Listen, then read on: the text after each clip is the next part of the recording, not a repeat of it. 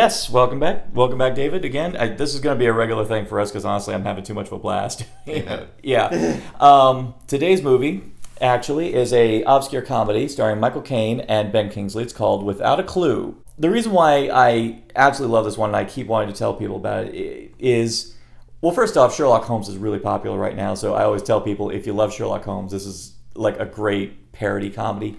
In comedy, there's always a premise. Like sometimes a comedy is entirely driven by a premise. And how good a comedy is to see how far they can take that premise.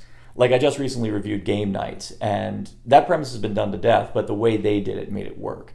This is another one of those examples where it all lives and dies by the premise. And the premise is, it's entirely what if. It's not meant to be taken as a straight adaptation of Doyle at all. But it's the idea that what if Watson was in fact the brilliant one and that Holmes was the idiot. Yeah, I really like the idea. And they even give a very legitimate reason how this could set up. Ben Kingsley, Watson, and he's trying to get this fellowship, but unfortunately it's very conservative and they kind of frown upon this particular hobby. So in order to sustain the hobby, he sends tips to Scotland Yard under the name Sherlock Holmes. Oh, okay. But he doesn't get the fellowship because they find out about his hobby, but then unfortunately he keeps getting letters of demands from Scotland Yard with consultations from Sherlock Holmes.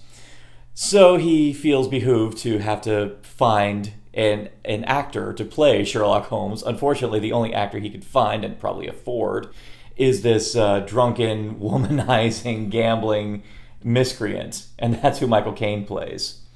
Okay. And here he is trying to tell this guy to convey all the intricacies of criminal examination, but unfortunately this guy is a lush and he's an absolute dullard at the same time. And you'd think that this premise would wear thin, but I think on one side the script is really solid, but also the reason you watch it is that Michael Caine and Ben Kingsley are perfect opposite each other, and it's just hilarious seeing poor Ben Kingsley being frustrated. Have they ever done a movie together before or since?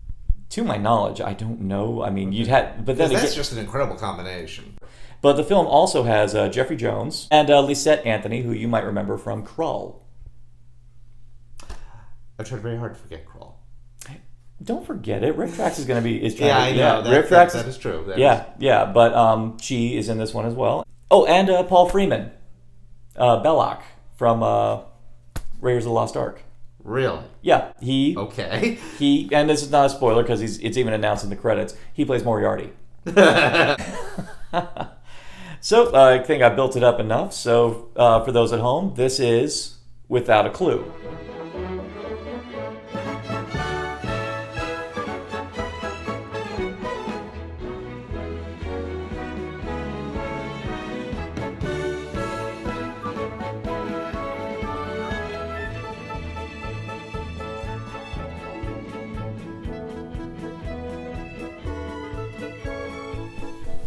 All right, then. Definitely not your typical Conan Doyle fare. No. I saw a 19th century cop buddy movie. Which, you don't get enough of those, do you? That's true. Yeah, I really don't. And I suppose if there's any two actors you'd put in that genre, it would be these two. Yeah. And they're always fantastic in everything they do. Liked it a lot. Great cast.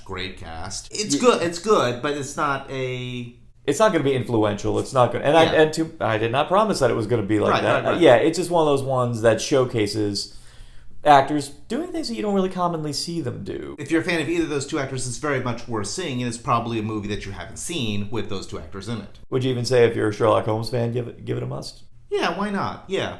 Because it's just a very interesting take on the whole Sherlock Holmes mythology. As I said at the beginning of this relied heavily on just the one premise of it being Holmes being the idiot, Watson being the smart one. Do you think it carried that through to its peak without any kind of wear and tear at all? Yeah, it did. And I did like the fact that the guy playing Holmes actually came up with, oh my God, I actually know this, and I can actually... Yeah, I think if they had just kept it through without any kind of actual conflict where they just kept relying on Watson to always be there to carry his weight, then it would have gotten monotonous. But then The best part is it actually did amount to something, and it wasn't just, they're just catching up to Watson who was already there. Would you say there are any cons to it at all? It's not a great movie. It's a good movie. It's good. It's fun. it's a pleasant diversion. This isn't going to be a revelatory movie in any way, shape, or form. Even as I tell people to watch a movie, I mainly tell them to watch it because there's a lot of things to make you want to watch it. Of course, Michael Caine, Ben Kingsley. Right next to Great Mouse Detective, I actually kind of say for younger audiences is a good one to show them to kind of give them a nudge to be interested in Sherlock Holmes. Yeah, I would agree with that. Yeah, because when you think about it, it does pretty much highlight all the definitive traits of Sherlock Holmes. Because in order to have one person actually be the brilliant person and have someone pretending to be the archetypal Sherlock Holmes, you have to put all those definitive traits front and center. That's funny because a lot of Holmes enthusiasts that I know actually say probably the first real accurate portrayal of Holmes as far as his look, his demeanor, even the way his home is actually the Robert Downey Jr. version. Really? Yeah. Interesting. You were talking earlier about how it's a good introduction for Sherlock Holmes. I agree with that. Also because it was a pretty good mystery.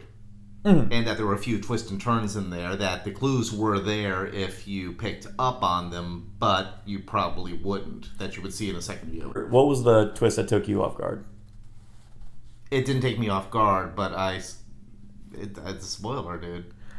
Yeah, that is a hitch. Okay, we're gonna have to. All right, I'll be courteous on that one.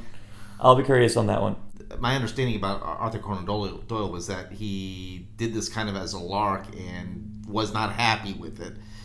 Yeah. And really would be very annoyed today to find out that that's what he's known for. Yeah, that's actually one thing this movie actually did put in there, which was kind of nice and actually led to some nice emotional moments for Watson later on, is the frustration that this is what he's known for when he's trying to branch out and do other things. Right. They actually get into that, or very early on in the film, where Watson's the actual brilliant one, so he's frustrated because he's the one doing all the work, and of course everyone wants to talk about Sherlock Holmes. That was what happened with Doyle. That's why he killed, or at least tried to kill, Sherlock Holmes on the duel at Reichenbach Falls. Yeah. Marry him or murder him, I don't care what you do with him, I believe was a quote. Yeah. Or, okay, guys, I know I probably butchered that, so don't, Yeah, we're paraphrasing. We know the history. That's the best we can give you. But that was the fact that Arthur Conan Doyle wanted to get rid of him for the longest time, because it is a fact he did write other things. He wrote The Lost World, among other things. Yeah, that was one of his other literary successes, and he wanted to get rid of him because, unfortunately, it's that whole thing when you're known for one thing. I was watching Tool Time. It was the last episode of that, and I remember one of the two kids was crying when he walked out because he just said, it's like, okay, I already know nothing I'm going to do is going to top this, and it's over. Are we talking about the elder kid? Yeah. Zachary Ty Bryan? Yes. He made a valiant effort, though. Yeah. Man, of course, I don't know if the Rage Carry 2 is going to be the thing that's going to catapult you to superstardom after that. Yeah. Really not. Definitely not. Oh, God. Now that's cinema schlock territory we're getting into. Yeah. So, I mean, I just remember he was the one who, I think, got his dick shot off by a harpoon. I remember one of the people in the final conflict. Oh, God, why am I remembering the Rage Carry 2? We're supposed to be talking about Without a Clue. Anyway. Sorry. We're talking about Sir Arthur Conan Doyle, and somehow we get to dicks being shot off with harpoons. As one does. Shame on me. Shame on me. Never bring up the kids from Home Improvement again. Anyway. Overall, I recommend it. Okay. I liked it. I recommend it. It's not the best movie I've ever seen by a long shot, but it's really fun, really good. I do agree. It's a really great introduction for someone into Sherlock Holmes, into the whole mythos, and, might get you involved into murder mysteries. Definitely. I mean, it worked for me at that young age when I saw it. I definitely think it would probably work for a lot of other people. I'd say for a young one, I'd say this. Actually, start with Great Mouse Detective, then go into this one, because, let's face it, the guy's still an alcoholic and a womanizer and a gambler. Which I think a lot of that would go over a kid's head. It definitely went over mine, but even then, it's still pretty overt in some spots, particularly the alcoholism. Well, there's a scene where he's peeping him through the keyhole. Yeah, voyeurism. Yeah. Which they don't say it's a good thing, so I guess they're going for it. But nevertheless, yes, and very entertaining romp. So, would you say it's on the menu? Absolutely. Then it's on the menu, probably in the British section, which you'll find at Publix, next to the Jelly Babies and the wine gums. And Turkish Delight. Turkish Delight and Jammy Dodgers. I need to go to the grocery store. Yeah. Yeah. I'm hungry too. Yeah, let's go eat. Okay. Okay, bye.